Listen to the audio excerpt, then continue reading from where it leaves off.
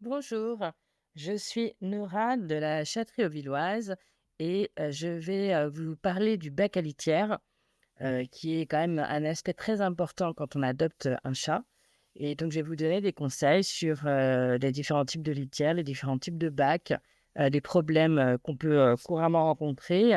Et ce qui est important, en tous les cas, quand vous adoptez un chaton de la Châtellerault-Villoise, même si ce sont des conseils qui sont valables pour tous les chats hein, en général.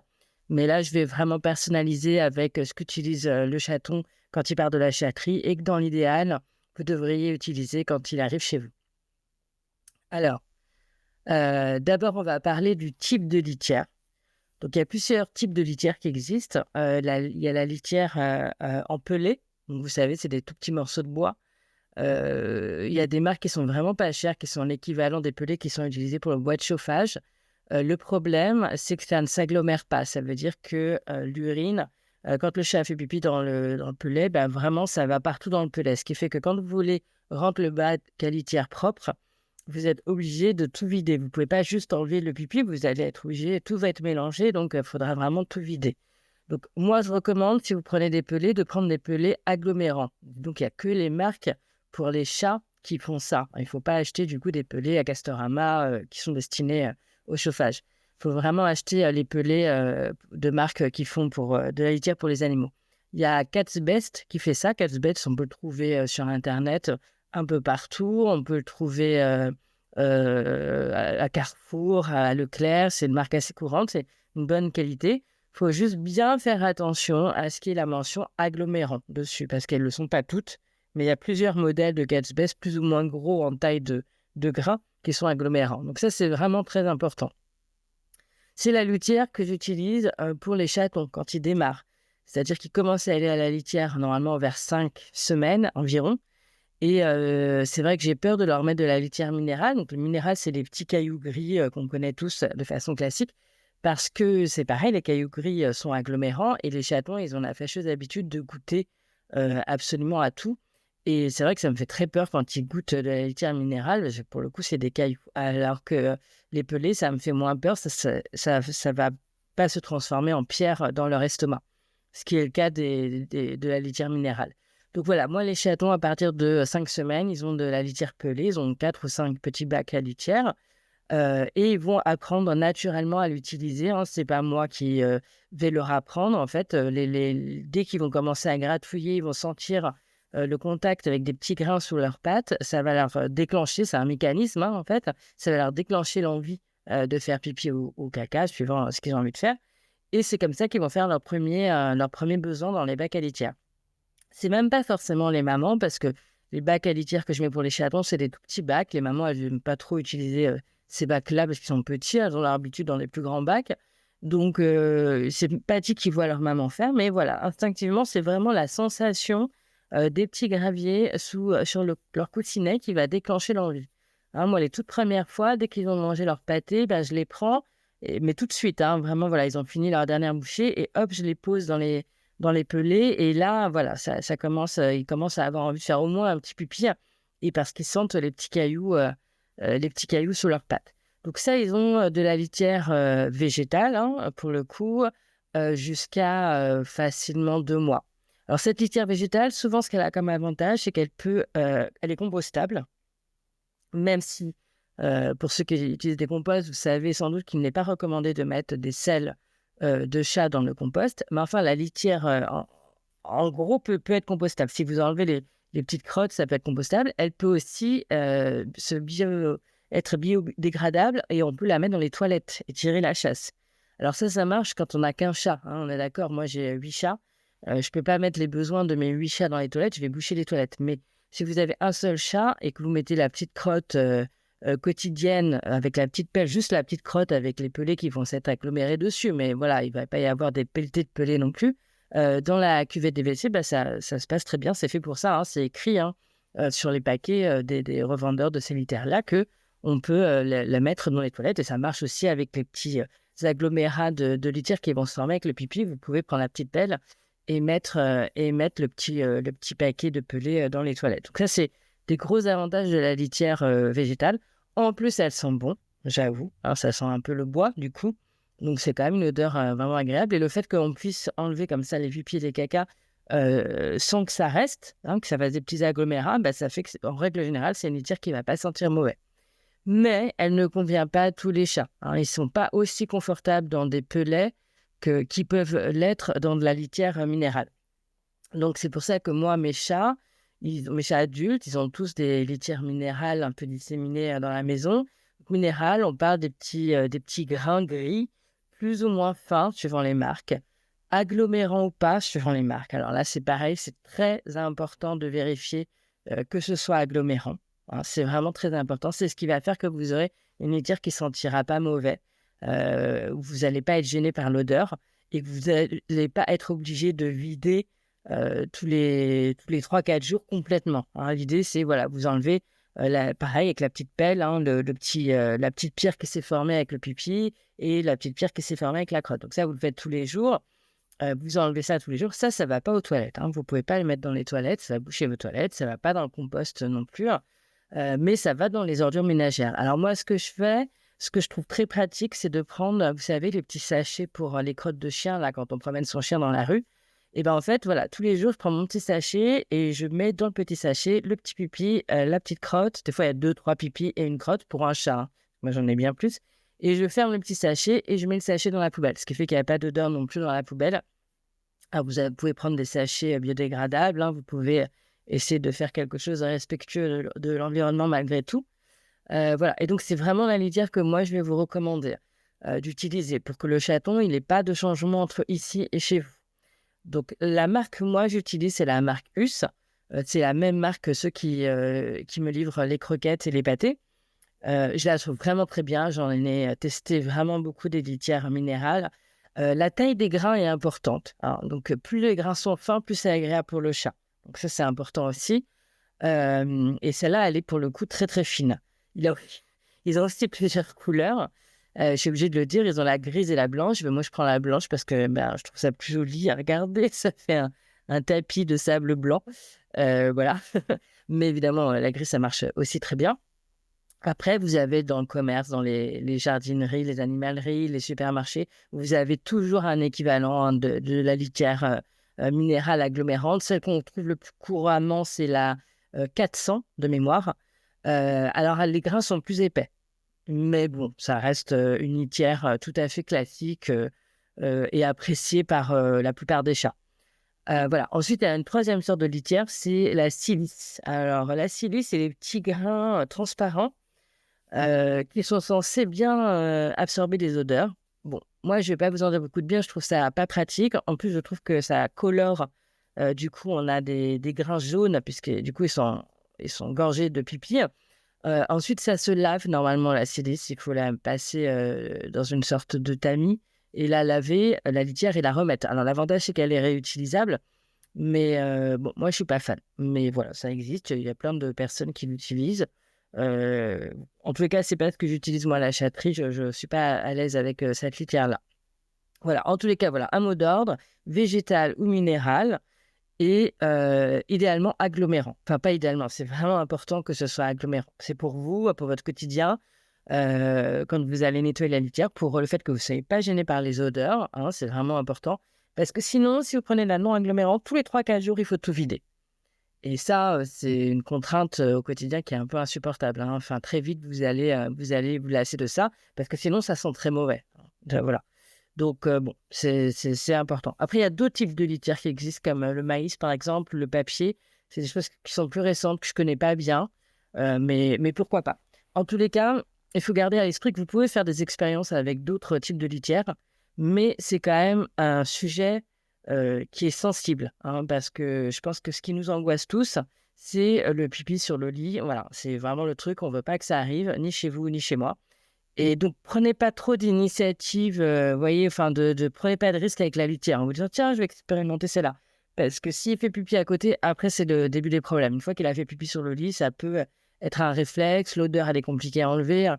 Donc voilà, si on peut faire des expériences avec, des nouveaux produits sur le marché, mais la litière, c'est quand même le sujet, un peu sacré, où il faut pas trop, faire de choses originales, là-dessus. Donc voilà pour le type de litière.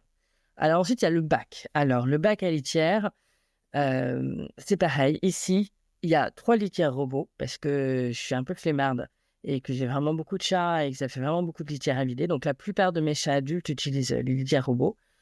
Est-ce que je vous les conseille? Je sais pas. Pour un chat, ça me paraît complètement démesuré, hein. Déjà, une litière robot, c'est vraiment très moche. Donc voilà, les litières robots, c'est vraiment très gros, c'est très cher, hein. C'est entre 600 et 700 €. Et donc il faut vraiment avoir de la place. Il faut aussi, penser au fait qu'il faut que ce soit un endroit accessible pour le chat, hein. Le but, c'est pas de lui mettre ça, à la cave, là où ça dérange pas, où c'est à peine visible et où vous irez jamais parce que, bah, c'est important que vous ayez toujours un œil quand même sur la litière de votre chat pour, pouvoir, réagir si elle est pleine, s'il y a un problème, ça peut tomber en panne et cetera.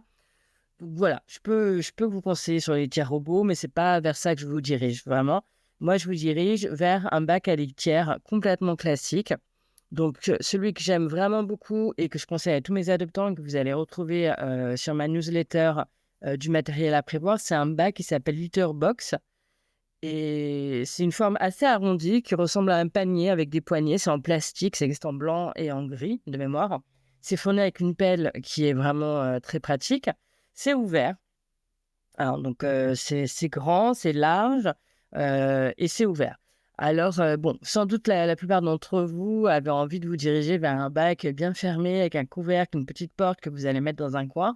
Moi, je recommande pas ces litières-là parce que, effectivement, ça peut-être que ça cache les odeurs, mais le fait que vous ayez pas le visuel en permanence sur votre bac à litière, enfin en permanence, on se comprend quand vous promenez chez vous, beh, vous pouvez passer à côté d'un bac à litière plein, c'est-à-dire plein de crottes et de pupilles. Et une fois que le bac à litière il est plein, si vous loupez le coche, et bien votre chat, il va aller faire pipi ailleurs. Et là, vous allez pas être content et vous allez être vraiment dégoûté. Tout ça parce que vous n'avez pas pensé à regarder où en était le bac à litière. Donc pour cette raison-là, moi je trouve que la partie fermée, c'est pas génial parce qu'on n'a pas d'un coup d'œil, ah là il faut que je le fasse ou ah là c'est bon mon bac à litière il est propre, mon chat il est tranquille. Mais bon, si vous êtes, vraiment très rigoureux avec vous-même, que vous astreignez à regarder tous les jours le bac, on peut imaginer un bac fermé. Maintenant, le bac fermé, il faut qu'il soit grand, hein. Les sibériens, c'est des gros chats. Alors en plus stérilisés, vont être un peu plus gros que les miens. Il faut vraiment qu'il soit à l'aise. Il faut qu'un chat dans un bac à litière, il puisse se retourner, il puisse se tenir debout, enfin voilà, les fesses en bas, mais que le reste du corps puisse bien être redressé. Donc il faut qu'il soit vraiment très haut, il faut qu'il soit très large, c'est important. Et s'il y a une petite porte, alors moi, ils connaissent pas la petite porte. Vous savez, une petite porte à pousser. Donc au début, si vous avez pris quand même ce genre de bac à litière, je vous recommande au minimum d'enlever la porte. Idéalement, enlever la porte, enlever le dessus et vous remettrez le dessus plus tard, dans une semaine ou 2 quand votre chaton il sera complètement habitué. Mais au minimum d'enlever la porte parce qu'ils connaissent pas, les miens. Donc s'ils pensent pas à pousser la petite porte, ils risquent de faire ailleurs et on rebascule dans des problèmes ensuite, d'élimination hors bac. Donc voilà, donc moi je vous recommande Litterbox, ça se trouve partout, Zooplus, internet, Amazon, voilà et donc des bacs, assez grands. Alors ensuite, l'emplacement. Alors l'emplacement, il est stratégique aussi. Je sais que vous avez tous envie que le bac, il soit caché, qu'on le voit pas, qu'il soit pas dérangeant.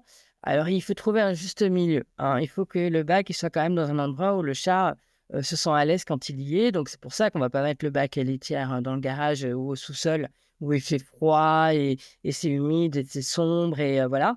Il va pas être à l'aise et il risque un jour au début, il va prendre sur lui parce qu'un chaton, ça s'habitue à tout et ça s'adapte. Mais un jour, il va plus avoir envie d'aller parce que, il fait froid ou parce qu'il y a des escaliers à descendre et là, de nouveau, vous risquez des accidents. Donc il faut quand même qu'il soit dans un endroit qui soit accessible facilement. Il faut pas qu'il soit dans une pièce fermée, hein, donc il faut faire attention. Des fois, on met dans la salle de bain, dans les toilettes, pourquoi pas? Mais du coup, il faut faire attention et qu'il faut pas que ce soit fermé. Si vous fermez parce que vous allez aux toilettes et ben, il faut pas vous enfermer 2 heures et pareil, si vous enfermez pour prendre un bain, il faut pas rester 2 heures. Faut que ou alors, il faut garder la porte ouverte pour que le chat puisse rentrer et sortir. Il faut penser s'il y a la machine à laver à côté, que si elle fait aller-sort ou si elle fait du bruit, ben, ça peut être dérangeant pour lui, ça peut lui faire peur, ça peut le décourager, d'utiliser son bac à litière et on ne veut toujours pas qu'il soit découragé de son bac à litière. On veut qu'il soit toujours hyper, à l'aise, à d'y aller. Donc voilà, donc bien réfléchir à l'emplacement, pas trop visible, je sais, mais quand même pas dans un coin confiné, sous un escalier, caché, voilà. C'est important que vous y ayez accès, et que lui aussi y ait accès de façon, facile et surtout qu'il se sente, en sécurité quand, il va dans sa litière. Donc voilà. Après pour la fréquence de nettoyage, bah, comme je vous ai dit, idéalement, c'est, 1 fois par jour, vous enlevez, les pupilles et les petites crottes. Nettoyer le bac, c'est bien de le faire idéalement 1 fois par semaine. Après, c'est rare qu'on ait le temps, ça prend beaucoup de temps. Si vous le faites même 1 fois par mois, ça va encore quand on n'a qu'un chat, il y a pas de raison. Bah, vous basculez la litière dans un seau et vous nettoyez votre bac et puis vous remettez, votre litière qui est restée propre puisque vous avez tous les jours enlevé, les besoins et que vous avez utilisé de la litière agglomérante. Voilà. Donc on peut dire que enfin, on entend souvent que c'est bien d'utiliser la javel, que ça attire les chats. Non, ça les attire pas. En fait, ça leur fait une odeur qui les dérange et effectivement, ils vont faire pipi dessus pour recouvrir l'odeur de la javel. Mais c'est pas forcément une bonne idée, d'utiliser, de la javel. Utilisez des produits classiques qui laissent pas trop, d'odeur et ça ira très bien. Alors maintenant, il y a quand même le risque que le chat il fasse ailleurs. Alors, ah oui, je voulais aussi dire que vous récupérez des chatons, hein, quand vous les prenez, qu'ils ont 3 mois et demi, c'est encore des bébés. Ce qui fait qu'il faut que vous imaginez un enfant de 3 ans à peine propre. Il est propre. Mais si vous lui tendez des pièges et que vous avez mis le bac au 2e étage, porte gauche, machin, et quand il aura trop envie de faire pipi, s'il est en pleine partie de jeu ou autre, il va pas partir à l'aventure pour chercher une litière. Il va faire à un autre endroit qui va se présenter sur son chemin. Donc aussi pour ça, le bac à litière, les premiers mois, il est pas trop loin du chaton. Faut qu'il le trouve facilement. En tout cas, au même étage. Si vous avez une immense maison, ben, pas trop loin, vous réfléchissez à l'organisation pour qu'il y ait accès tout le temps et que ce soit pas trop loin. Donc ça, c'est parce que c'est un chaton, hein. Maintenant, si, il fait ailleurs que dans la litière, il faut quand même penser au vétérinaire. Ça peut être une cystite, ça peut être une infection urinaire, ça peut être un autre problème de santé. En fait, les chats, quand ils ressentent des douleurs, ils peuvent tirer des conclusions et se dire: «OK, c'est quand je vais dans la litière que j'ai mal». Vous voyez? Donc s'ils ont une infection urinaire, ben, quand ils vont essayer de faire pipi, ça va leur faire mal et comme ils vont le faire dans la litière, ils vont se dire: «Bah, c'est à cause de la litière que j'ai mal». Et ils vont essayer de faire à d'autres endroits pour voir si ça leur fait moins mal. Et donc ça, vous voyez, si vous avez un chat qui fait pipi ailleurs que dans la litière, il faut quand même d'ores et déjà commencer par le vétérinaire pour vérifier que ce n'est pas une cause médicale. Franchement, 1 fois sur 2, c'est une cause médicale, hein. Alors les cystites, les infections urinaires, j'en profite pour en reparler un petit peu vite fait. Souvent, c'est quand il n'y a pas assez d'hydratation dans l'alimentation du chat. Donc là, on rebondit sur les fontaines à eau qui sont vraiment très importantes, sur la nourriture humide qui est vraiment très importante de maintenir régulièrement pour qu'il y ait assez d'hydratation. Parce que c'est, voilà, moins ils boivent d'eau, plus ils font des infections urinaires. Donc, vous voyez, un peu tout est lié. Donc, c'est très important, s'il fait ailleurs, de vérifier avec le vétérinaire qu'il y a pas une maladie. S'il n'y en a pas, s'il n'y a pas de maladie, qu'il est en bonne santé, et ben, vous me contactez, on le voit ensemble, on passe en revue l'emplacement du bac à litière, le type de litière utilisé, le rythme auquel vous changez la litière. Enfin, on va tout passer en revue pour voir ce qui peut déranger le chat. Il y a des chats qui sont très tolérants, hein. Tout ce que je vous dis, il y a des chats, ils vont supporter que vous mettiez la litière dans un recoin avec la litière pas nettoyée très, très régulièrement. Mais un jour ou l'autre, il va plus le supporter. Donc, autant tout de suite s'organiser pour qu'il n'y ait pas d'accident. Une fois que l'accident a lieu, à l'extérieur, je vous assure que c'est compliqué de revenir en arrière. Enfin, ça demande vraiment beaucoup de dépenses financières et en temps aussi, en énergie. Donc voilà pour les litières. Un petit mot sur le fait quand on a plusieurs chats. Alors, on dit, quand on a plusieurs chats, qu'il faut avoir toujours un bac de plus que le nombre de chats. Donc, c'est vrai que quand on a plusieurs chats, il peut y avoir des chats qui réagissent mal au fait que la litière soit pas propre quand ils y arrivent. Donc, vous n'allez pas vous mettre à faire la litière 4 fois par jour. Donc, s'il y a plusieurs chats, il va peut-être falloir envisager, s'il y a 2 chats, 3 litières, 3 bacs à litière. Ça laisse le choix de l'emplacement pour le chat. Ça fait aussi qu'ils peuvent pas, s'il y en a un qui a l'habitude de dormir à côté du bac à litière ou en tout cas qui surveille, ça fait quand même qu'il y a au moins 2 autres bacs qui sont disponibles si le chat a envie. Enfin voilà, pour prévenir des futurs problèmes, on prévoit toujours un bac à litière de plus que le nombre de chats. Quand vous vous déplacez avec votre chat, Donc pareil, vous reprenez les mêmes méthodes, de ce qu'on fait quand vous venez d'accueillir le chaton. Il faut que le bac à litière soit pas, trop loin. Il faut qu'il puisse le trouver facilement. Idéalement, il faut qu'il soit dans la pièce, que vous allez choisir comme étant sa pièce de enfin voilà, où il va s'installer au départ, quitte après à aller dans les autres pièces de la maison. Mais voilà, l'endroit où sera centralisé, ce qu'il connaît, où il se sentira en sécurité et qui lui donnera un domaine à visiter relativement petit dans un premier temps. Alors, si dans la même petite pièce, vous mettez la litière et les croquettes et l'eau, évidemment, vous ne mettez pas tout ça aligné. Il faut que la litière, elle soit au moins 2 mètres, minimum 2 mètres, voire 3 mètres de l'alimentation. Voilà. Mais le mieux, voilà, si vous choisissez une pièce, ça peut être le salon, ça peut être une chambre, et quand vous partez en vacances, c'est vous lui mettez la litière, les croquettes, voilà, et que tout est centralisé, et ce qui lui permet de ne pas avoir à chercher. Après, si c'est une maison secondaire où vous allez, toutes les vacances scolaires et tout, il va commencer à bien connaître les lieux, vous pouvez, dispatcher un peu plus, dans la maison, son matériel. Mais bon, si c'est un endroit que vous connaissez pas, lui non plus, vous essayez de centraliser, qu'il ait pas besoin de chercher, en fait, que ce soit tout de suite à sa disposition. Voilà, bah, écoutez, je pense que j'ai tout dit, concernant, les bacs à litière et ce que je vous recommande, concernant la litière. Si vous avez des questions, n'hésitez pas, ou s'il y a des choses que j'ai pas abordées, n'hésitez pas à mettre un petit message,